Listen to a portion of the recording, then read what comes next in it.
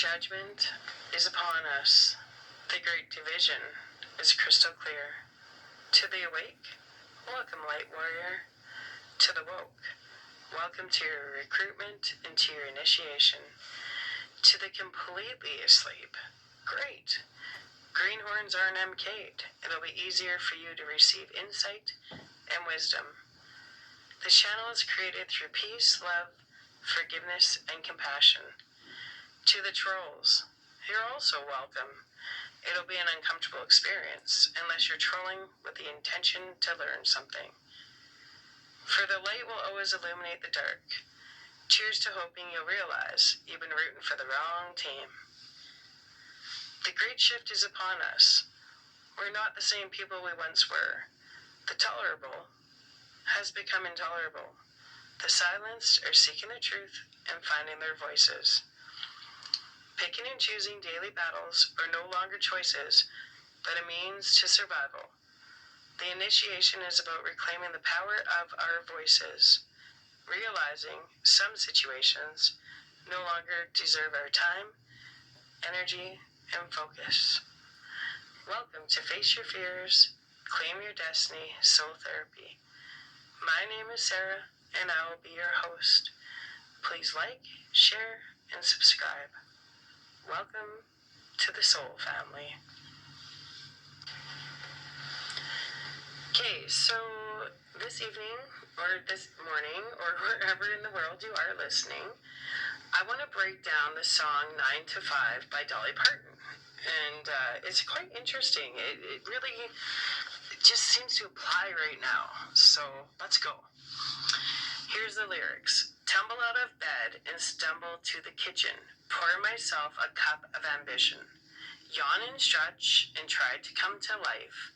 Jump in the shower and the blood starts pumping. Out on the street, the traffic starts jumping with folks like me on the job from 9 to 5. Working 9 to 5, what a way to make a living. Barely getting by, it's all taking and no giving. They just use your mind and they never give you credit. It's enough to drive you crazy if you let it. 9 to 5 for service and devotion. You would think that I would deserve a fair promotion. Want to move ahead, but the boss don't seem to let me. I swear sometimes that man is out to get me. They let you dream just to watch them shatter. You're just a step on the boss man's ladder. But you got dreams he'll never take away. In the same boat with a lot of your friends, waiting for the day your ship will come in. Then the tide's going to turn, and it's all going to roll your way. Working 9 to 5, what a way to make a living. Barely getting by, it's all about taking and no giving. They just use your mind, and you never get the credit. It's enough to drive you crazy if you let it. 9 to 5, yeah, they got you where they want you. There's a better life, and you think about it, don't you? It's a rich man's game, no matter what they call it. And you spend your life putting money in his wallet.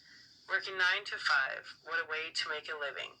Barely getting by, it's all taking and no giving. They just use your mind, and they never give you credit. It's enough to drive you crazy if you let it. And that was written in 1980.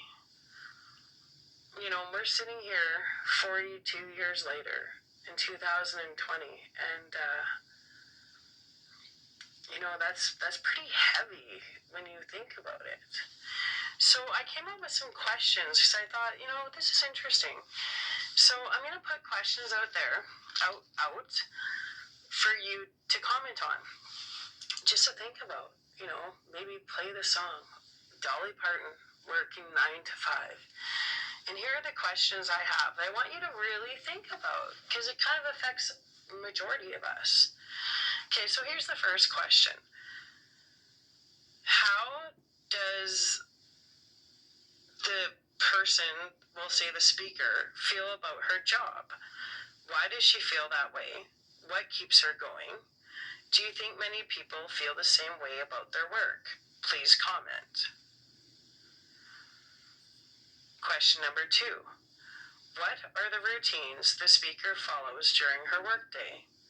Why does she feel exploited by her company? Question 3. What might an employer learn from this song that would help him or her to be a better supervisor? Question 4. Script. A scene in which the speaker expresses her feelings to her supervisor. How does the speaker explain her frustrations? How does the supervisor react? So that would be the scene, right? So if I think about the song, because I just wrote down the questions. Like, don't have this I don't have an advantage here. So let me read the lyrics again and see how I feel about this. Okay, so how does the speaker feel about her job? Well, she feels exhausted. It's not, there's no passion. She feels used, for sure. For sure she feels used. It's not something she feels rewarded. She doesn't feel appreciated. What keeps her going? Well, so far it seems like coffee, because she pours herself a cup of ambition. That keeps her going. Jump in the shower and the blood starts pumping. So coffee, a shower, simple things really. And then there was a line in here. Hold on, I'm looking. It says, you're just a step on the boss man. No, hold on a sec. Okay, but you got dreams he'll never take away. You're just a step on the boss man's ladder, but you have dreams he'll never take away. In the same boat with a lot of your friends, waiting for the day your ship will come in, and the tide's gonna turn, and it's all going to roll away. So that's what keeps her going, is her dreams of a better tomorrow. That's what keeps her going. Do I think many people feel this way about their work? Absolutely I do. 100%. Especially because so many people don't even have work right now, right? So what are the routines the speaker follows during her workday? Well, her routines is, she stumbles out of bed. She pours herself a cup of coffee. She stretches, yawns, gets in the shower. She has to get through traffic. She's talking about traffic. And, she's barely getting by. And she says it's always all taking and no giving. So, and what else in her routine? Well, she has friends, right? She has friends have dreams, so they seem to all support each other. She seems like she has a good support circle, if you want the truth. And that's kind of it. And repeat. Get out of bed, have a cup of coffee, stretch, have a shower, get through traffic, get to work, put your 9 to 5 in, maybe see your friends a little for whatever, coffee or whatever after work, and go to sleep and repeat, right? But it's those dreams of a better tomorrow that keep you going. Why does she feel exploited by her company? Let's go back to that. Why does she feel exploited by her company? Because it says, working 9 to 5, what a way to make a living, barely getting by, it's all taking and no giving. They just use your mind and they never give you credit. It's enough to drive you crazy if you let it. Well, she feels exploited by her company because it's take, and obviously they're not even saying thank you, no gratitude. It's just, that definitely talks about feeling exploited, like, barely getting by. So she's barely getting by. She's getting no appreciation and no credit, right? It says, for service and devotion, you would think I would deserve a fair promotion. Want to move ahead, but the bosses don't seem to let me. I swear sometimes that man is out to get me. Well, no, they're going to keep you down, right? They're not going to compliment you because then, they're going to have to give you a raise if you're doing really well, right? So just keep them down. You can always do better. You can always do better. You can always do better. Like, people are really not people. You're a sin number. You have a number. And unfortunately, that's how we're realizing we've been treated for so many years, right? It says, they let you dream just to watch them shatter. It's like a joke for them. They keep you down, right? Keep you in the matrix and let you think that you're going to get out, but they know that you're secretly in a big lock cage, And that's kind of where, where it says they let you dream just to watch them shatter. And that's really true. You're just a step on the boss man's ladder. Yeah, stepping on you. Just a step, right? Getting him higher. He's moving up the ladder, but you're just a step on the ladder. You're stationary. You're not going anywhere. You're not moving up. You're just at the bottom, right?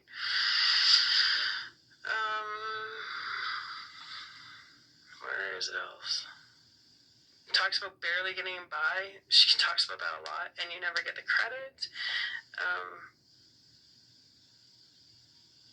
It's a rich man's game, no matter what they call it.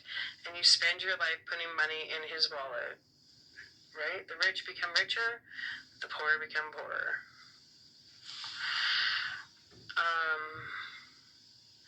What might an employer learn from this song that would help him or her to be a better supervisor? Well, appreciation and gratitude, and realizing, like, people are people.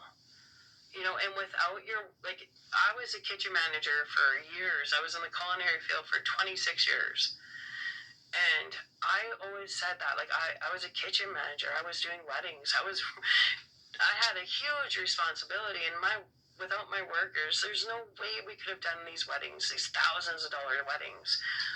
And I went to the owner and I said, and these people are making barely anything more than minimum wage. And the owner's driving a Mercedes and parking it right up to the front door. It's like just bling bling. And these people are making, I think at the time, like $10 an hour. And I said, Gord, you got to pay them more if they work their butt off. And he wouldn't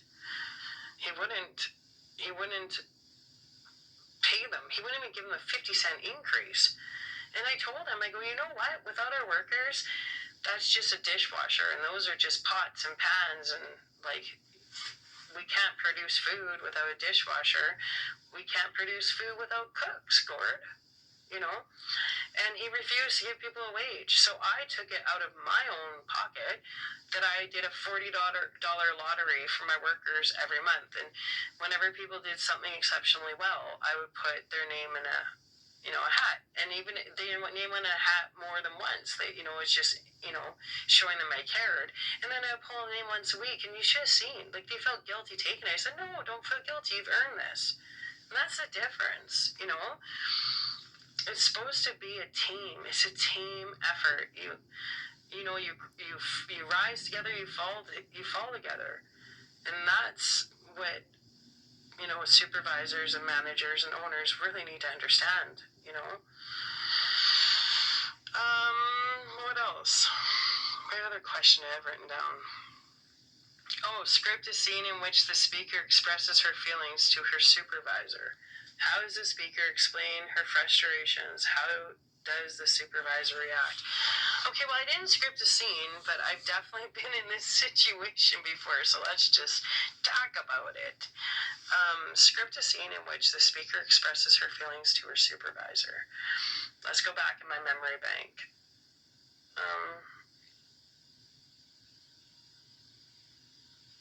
Okay. I said exactly what I said, I guess. Like, as a worker, I explained that, without...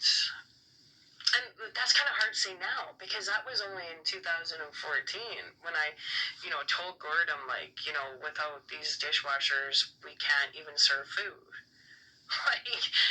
We were slammed. I had a 12-table buffet every Sunday, and that thing was slammed.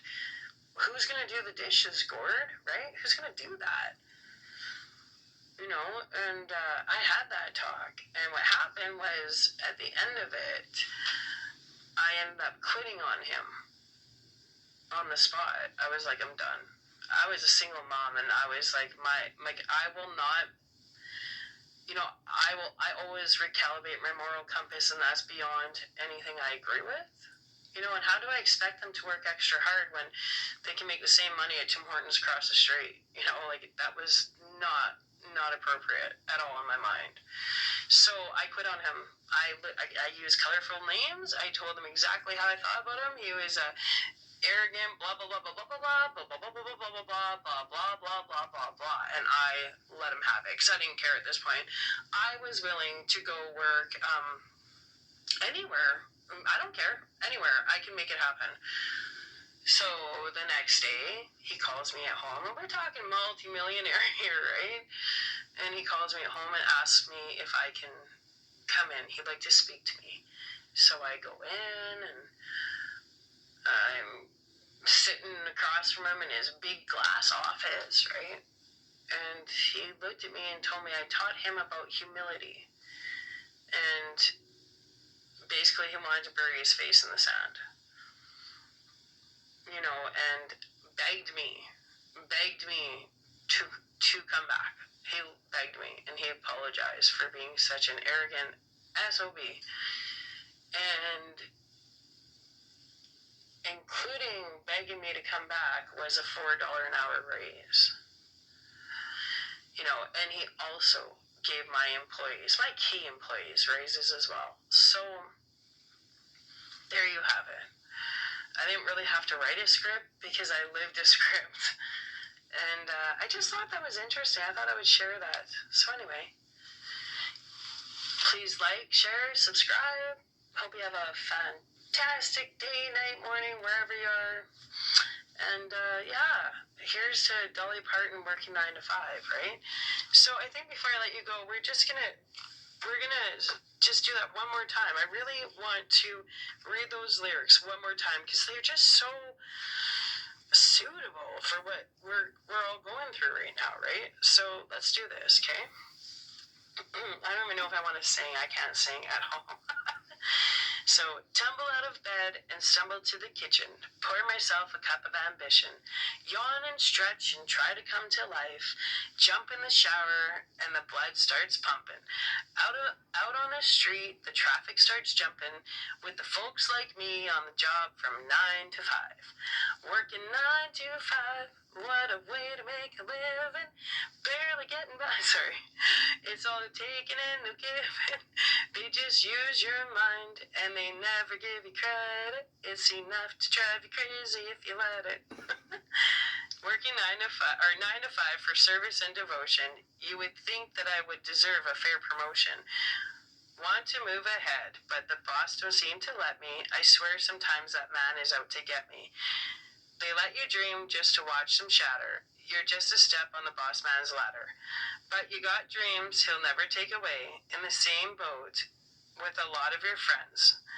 Waiting for the day your ship will come in, then the tide's going to turn, and it's all going to roll your way. Working 9 to 5, what a way to make a living. Barely getting by, it's all taking in of giving.